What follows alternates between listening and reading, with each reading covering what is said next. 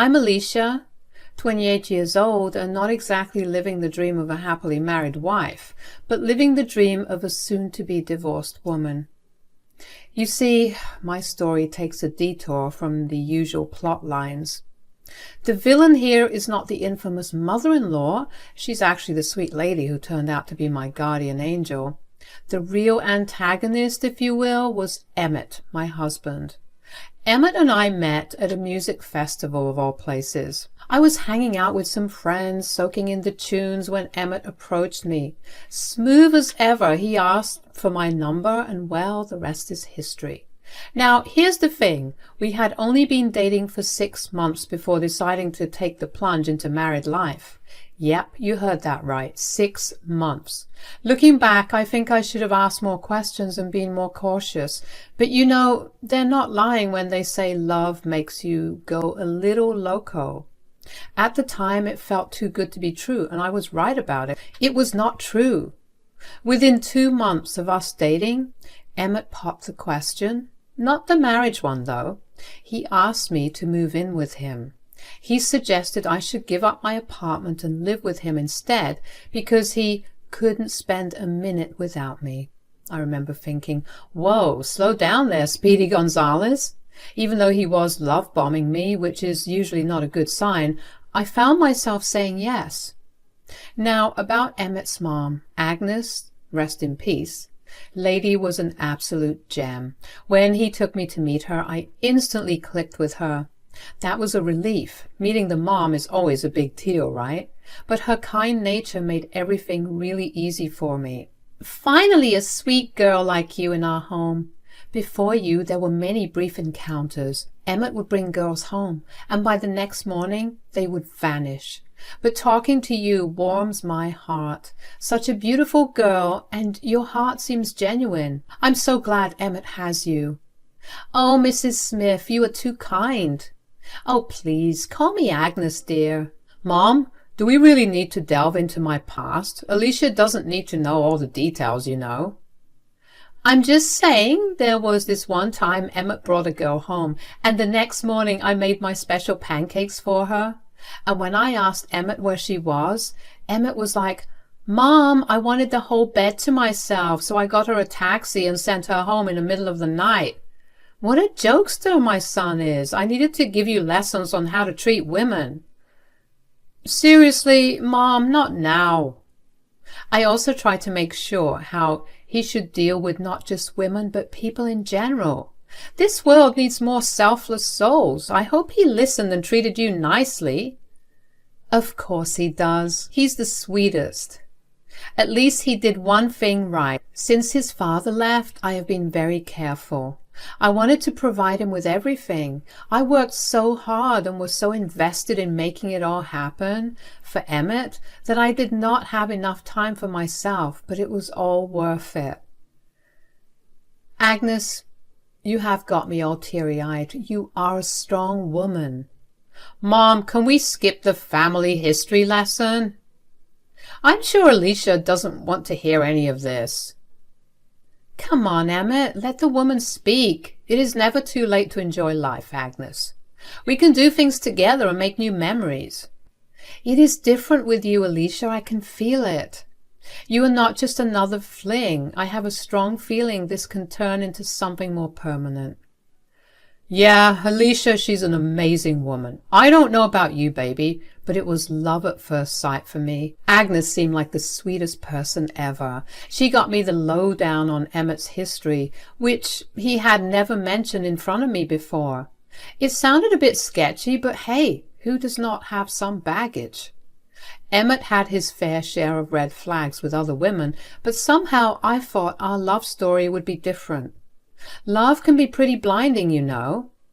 Emmett had this way of making you feel like you were the one who could change him. Despite the warnings and his track record, I fell into the trap. Everything seemed so perfect that I just ignored the signs. Fast forward 6 months into our official relationship, Emmett proposed.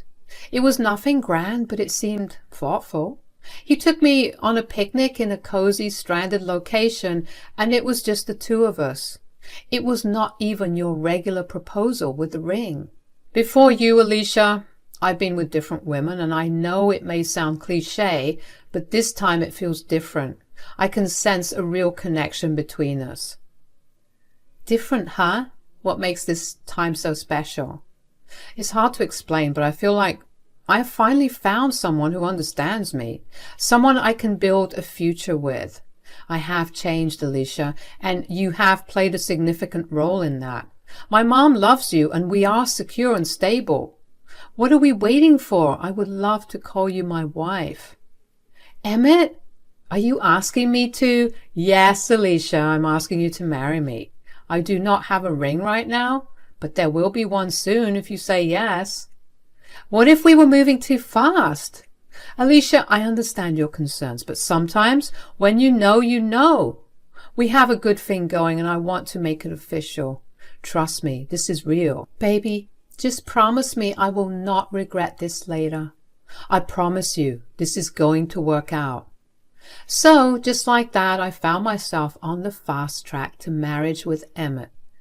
I had a lot to sort out, especially with my parents. They knew about Emmett, but the whole marriage thing, that needed some catching up. I introduced Emmett to my parents right after he got me the ring. We did the whole engagement ceremony, and they were nothing but supportive. I reassured them about Emmett's love and how genuine everything felt.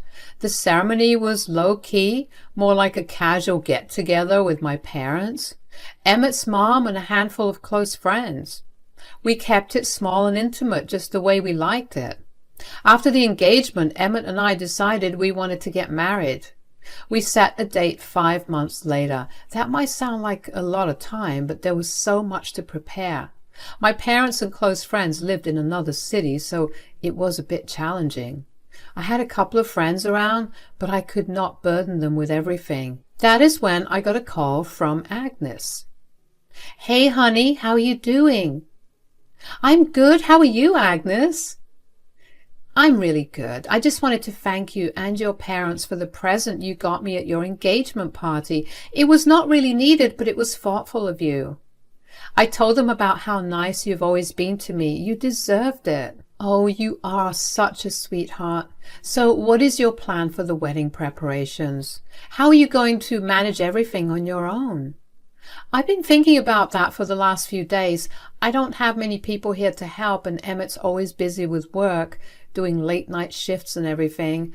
I don't want to burden him. Well, I'm here to help if you would like it. I do not have much going on, you know me, just an old woman with her dog, and it is my son's wedding after all. I will not impose, but I just want to help you in any way you need. You would do that for me? I hope it will not be much of a bother to you. Absolutely, I would. I've been waiting for this day. My son is getting married to an amazing girl like you. I would love to be a part of the process. Great, then. Why not come over? We can have tea, go through the details, and plan together. Sounds perfect.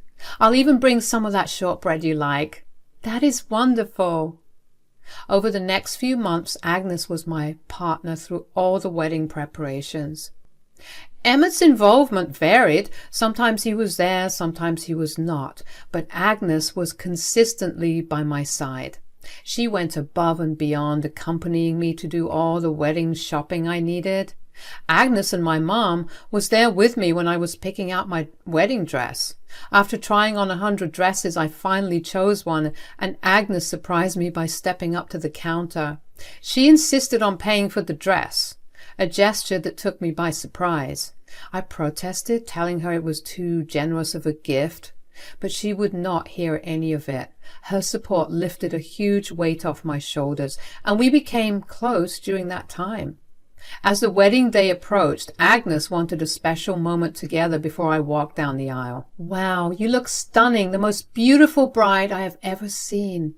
You might make me tear up, and I will need to fix my makeup. You've got me there, Agnes. I want you to know that since you entered my life, everything changed. You're like a second mom to me. I didn't know mothers-in-law could be so friendly. I feel a genuine connection with you, and I appreciate your constant support. I love you too. This relationship is something special, and I never expected such a strong bond with my daughter-in-law as well. Agnes handed me a little box, and I opened it. That means a lot. What is the little present? I can't take this. You already blessed me with this gorgeous wedding dress. It is a necklace, a family heirloom passed down to me. Now that you are officially my daughter-in-law, I want you to have it. Oh, it is exquisite. It complements my dress perfectly. Can you help me put it on? Absolutely. Now go walk down that aisle and claim your man. So it had been like a year since Emmett and I got married. And let me tell you, it has been one heck of a ride. Emmett was there for me. Sure, he had his quirks and he had his own episodes, but I thought, who does not? And then there was Agnes. She was the dream mother-in-law. Emmett and Agnes tried to make everything special for me. Like on my birthday, they decided to throw me this epic surprise birthday bash. I had no clue what was going on. The next thing I knew, my parents were at the door and Agnes baked this heavenly cake. We partied like there was no tomorrow, and I could not believe how lucky I was to have these two in my life. Agnes, the plant whisperer, also gifted me these rare and exotic plants, and that got me into gardening, you see. She used to come over with her home-cooked meals, and we used to spend a lot of time together in the garden. All these moments made me realize how darn lucky I was. Life was cruising along smoothly, you know, until that one night 2 months back when everything took a nosedive. The phone rang, and it was the hospital. Emmett got the call. Agnes had been admitted. It was a late-night ordeal, and off we went, rushing to the hospital. The doctor dropped the bomb. Agnes had this infection wreaking havoc on 90% of her kidneys, along with some other major complications. The gut-wrenching part?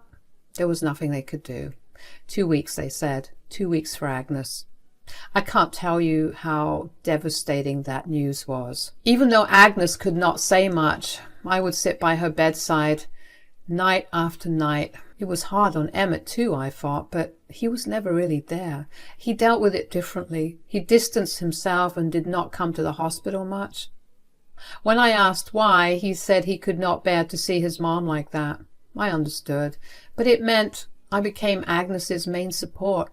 A couple of days before Agnes passed, she had a sentimental heart-to-heart with me. Hey, Alicia, there's something I need to share with you, sweetheart. What's going on, Agnes? Is everything okay? Do you need a nurse? Oh, honey, calm down. Everything's fine for now, but it won't be soon. It's my fate and I need to accept it. Please don't do this right now. I'm not ready to say goodbye yet. I have a more important thing to tell you. I've been meeting with my lawyer for the past couple of days, and there are some changes I need to make to my inheritance. Changes? What do you mean? Well, I'm going away, my dear. You have changed my life for the better since the day we met. I always dreamt of having a daughter, and you made that dream come true. So I'm leaving you some money in your name, amongst other things. It's more than enough to live a comfortable and adventurous life. What?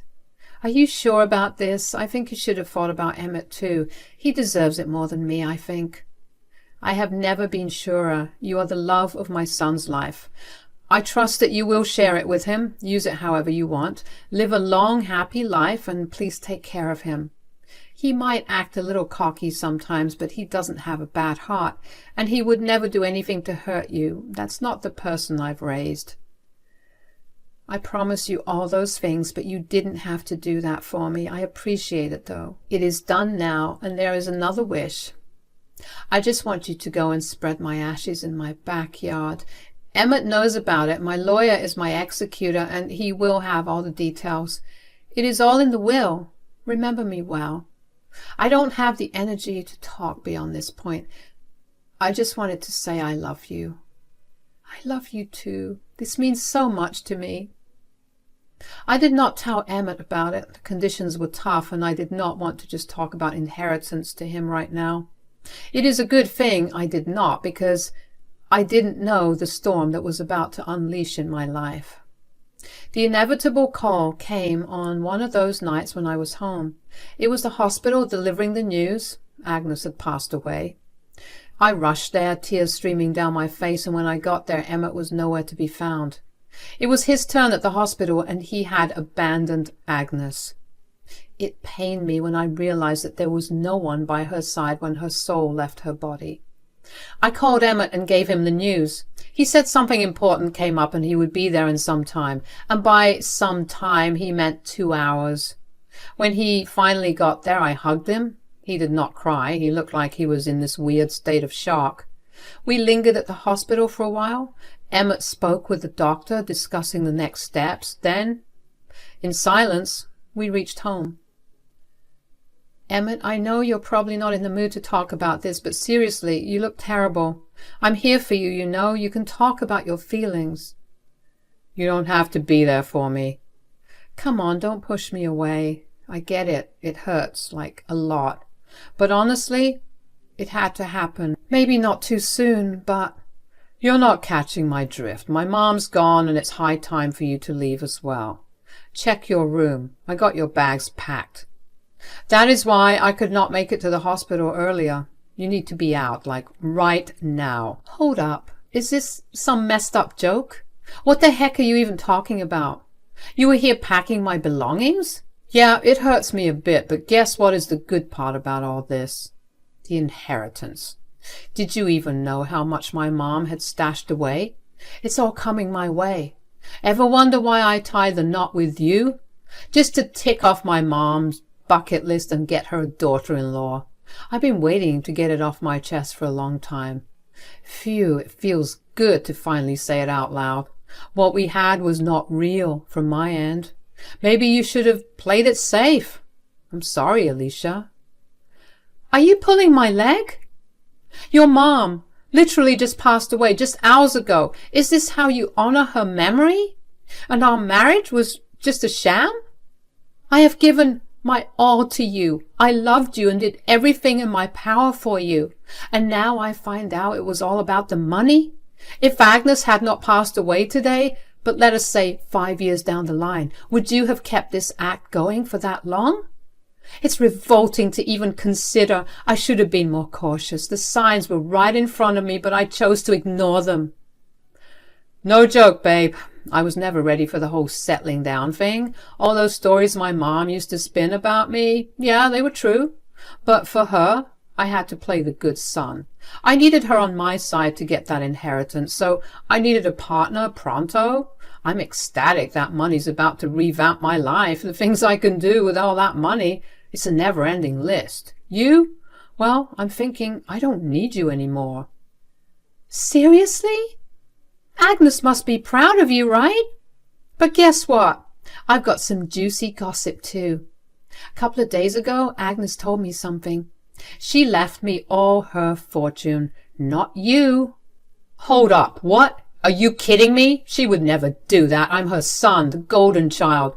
She's always been all about taking care of me. That old hag wouldn't dare to leave me without any money. Well, in a few days we will see who's got it all when her lawyer calls us up. You're sounding so serious. Is this for real? Did she leave you everything? Yes.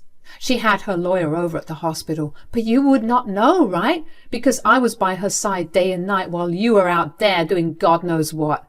Maybe celebrating her death? Turns out your plan did not work out. Well, sweetheart, I was just playing around. If the money rolls in, we'll be splitting it, you know? You're my wife. I've just done the same if I inherited all the money. This was all just a big stupid joke. Now, you are trying to make me buy that load of crap? Do you think I'm a kid? Seriously, Emmett, grow up. Don't play these dumb games with me. I need some space to grieve and remember Agnes. I'm out of here. So, if you think that was the end of it, let me tell you it was not. I grabbed my bags and walked out immediately, booked a hotel room for myself to figure things out. I was not sure how to feel because I was dealing with a lot of emotions. Emmett would call me, sometimes angry, other times apologetic, trying to retract his words. But the events of that night, it's like something in me just died. It was not on my bingo card. How could her son be so selfish to celebrate his mother's death for money? People can be so greedy sometimes, and Emmett proved it right. It was not just about Agnes and the money. I had invested everything into this marriage. But the realization that it meant nothing more than a deal for him to gain money hurt me deeply. It was a lot to take in. My life changed overnight, and then I got a call from Emmett. I thought it would be one of his little outbursts, but it was kind of different this time. Hey, listen, if this is another one of your cycles, getting angry, threatening, then apologizing, let me tell you it's not working. Now that my mom has already proved her point by giving you her entire inheritance, why don't you arrange for her funeral? She wanted to be cremated. Yeah, she told me about it. So how about you handle the cremation and everything? I don't want to get involved. Feel free to spread the ashes yourself in her beloved little garden. I don't want to be a part of this. So, wow. Now you don't even want to be a part of your mom's funeral? That's a whole new level of stooping low, Emmett. I was pretty sure she must have left me the house or something, but that woman didn't even let me have that. She left you everything. I'm doomed. So after all that drama, I had to prepare for the whole funeral. Not many people showed up, just a handful. And Emmett, well, he was a no-show as expected. The whole thing felt surreal. After the funeral, I received Agnes's ashes. It was a heavy moment carrying the remains of someone who had become so significant in my life. I decided to go to the house, and specifically to the garden where Agnes found peace. I stood there holding the urn, surrounded by the memories Agnes had created in that garden.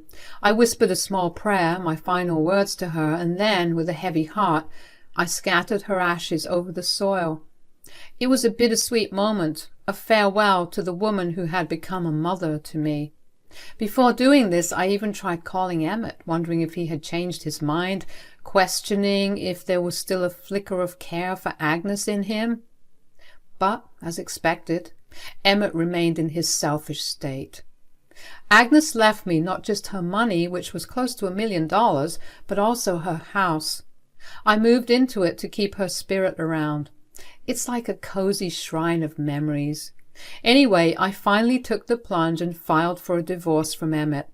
It is still under process, but the best decision ever. Now, Emmett's drowning in regret. He disrespected our marriage and worse, dissed his own mom. Karma's a real thing. Watching him squirm is oddly satisfying. All those ambitious plans he had? Shattered. He can now marinate in his grief and regret.